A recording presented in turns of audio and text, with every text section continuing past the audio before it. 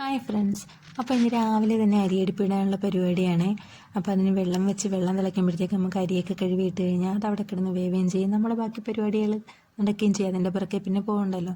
അപ്പോൾ അങ്ങനെ അതൊക്കെ സെറ്റാക്കിയതിന് ശേഷം നമ്മളിന്ന് വിഴുക്ക് വരട്ടി വയ്ക്കാൻ കായും പാവയ്ക്കയും കൂടെയാണ്. പാവയ്ക്ക മാത്രമാകുമ്പോൾ കയ്പില്ല, അതുകൊണ്ട് കായും കൂടെ ഇട്ട് വിഴുക്ക് വരട്ടി വെച്ചു. പിന്നുള്ളത് മുരിങ്ങയ്ക്കും ചക്കക്കുരുവും കൂടെ അവിയലായിരുന്നു. മീൻ കിട്ടിയത് അയലയായിരുന്നു. അയലയായതുകൊണ്ട് പച്ചക്കരച്ച് തേങ്ങ അരച്ച് കറി വയ്ക്കാമെന്ന് വിചാരിച്ച്. അപ്പോൾ അരപ്പെല്ലാം ശരിയാക്കി വെച്ചിട്ട് മീൻ കണ്ടിരിക്കാനിരിക്കാമെന്ന് വിചാരിച്ചു. അരപ്പെല്ലാം അരച്ച് സെറ്റാക്കി വെച്ചിട്ടുണ്ട്.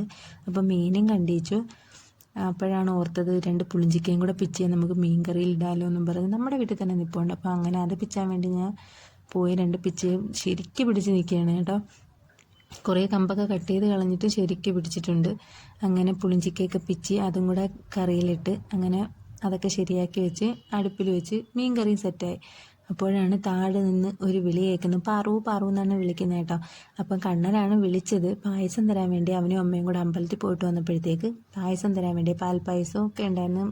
അപ്പോൾ ഇവൻ എൻ്റെ കൂടെ വരണം, അതിന് ഇവൻ വഴക്കുണ്ടാക്കുക, പിന്നെ അവനെ കരയിപ്പിക്കാത്ത ഒരു പരുവത്തിന് ഞാനിനി കയറിപ്പോരുന്നു. അപ്പോൾ പാൽപ്പായസവും പായസവും ഉണ്ടായിരുന്നു, അവലും പഴമൊക്കെ ഉണ്ടായിരുന്നു. അങ്ങനെ ഞാനതിൽ നിന്നെല്ലാം ഇത്തിരിച്ച് കഴിച്ചിട്ട് ബാക്കിയെടുത്തവർക്ക് വേണ്ടി വെച്ചിരുന്നു. മക്കൾ വരുമ്പോൾ കൊടുക്കാമെന്നും പറഞ്ഞ് വെച്ചിട്ടുണ്ട്. അങ്ങനെ നല്ല ടേസ്റ്റാണ് കേട്ടോ. മഹാവിഷ്ണുവിൻ്റെ ക്ഷേത്രമാണ്. അപ്പോൾ അവിടുന്ന് പാൽപ്പായസം മിക്കപ്പോഴും നമ്മൾ കൊണ്ടുവരുന്നതാണ്. അപ്പോൾ അവന് കൊടുക്കാറുണ്ട്. അപ്പോൾ അതുകൊണ്ടാണ് അവർ പോയിട്ട് വന്നപ്പോൾ നമുക്ക് പിന്നെ അങ്ങനെ ചോറൊക്കെ കഴിക്കാൻ വേണ്ടിയിരുന്നു. അപ്പോൾ രാവിലത്തെ സാമ്പാർ, മീൻകറി, അവിയലും ഉണ്ടായിരുന്നു.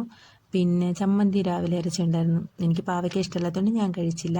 അപ്പോൾ ഇന്ന് ഇത്രയേ ഉള്ളൂ. വീഡിയോ ഇഷ്ടമായ ലൈക്ക് ചെയ്യണം, സബ്സ്ക്രൈബ് ചെയ്യണം. എല്ലാവരെയും സപ്പോർട്ട് പ്രതീക്ഷിക്കുന്നു.